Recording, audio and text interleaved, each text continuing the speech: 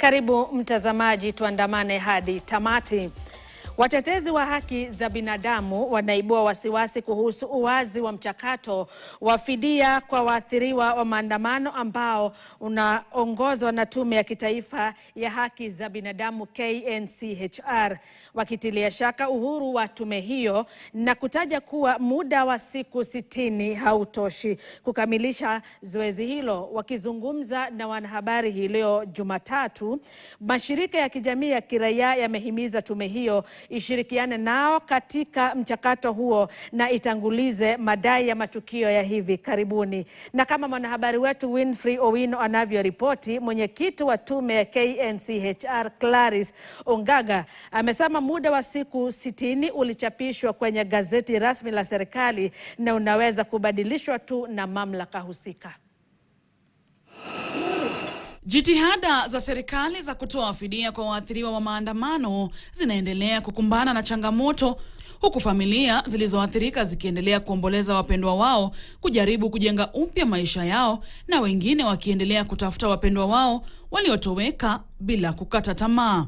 Wanasema wanataka wale waliuliwa ama wale walishutiwa na huyo mwenye alimiss na alikuwa kwa that scene. Kutoka hiyo wakati mimi naishi kutafuta mtoto wangu, sijaimuona. Nimeenda City Mortuary, nimeenda everywhere. Sisi hatuna vita na serikali. Sisi tunataka tu haki, tunataka compensation.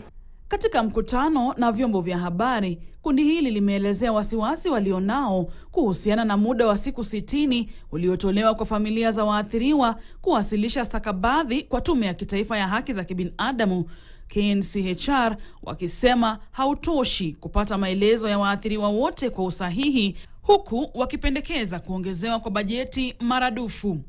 Hatutaki process ambayo inafanywa kwa haraka, ambayo itakuwa na makosa hapa na pale kwa sababu imeharakishwa. Commission must prioritize claims arising from the most recent incidents, particularly those linked to the Gen Z protests in 2024 and 2025, and thereafter work backwards.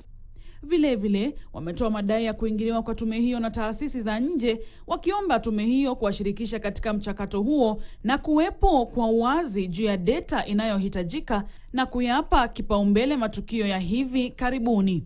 Commission must clearly outline and publicize all designated points of data submission across the country. To enter a process of data collection without even giving clarity on what type of injuries, victims, cases are being considered makes it even more difficult for families to find the little bit of resource to know how to approach and to be involved. Mvutano baina ya mashirika haya na tume ya KNCHR ulianza Jumatatu asubuhi baada ya tume hiyo kuahirisha mkutano uliopangwa na makundi hayo uliolenga kushirikisha familia za waathiriwa wa maandamano. Hata hivyo, tume inasema uamuzi huo uliafikiwa baada ya ripoti za kuvuruga mkutano huo kuibuka. But we have our own internal sources where we got information that the meeting was not going to happen the way we had envisaged it. There were other plans to interrupt the registrations.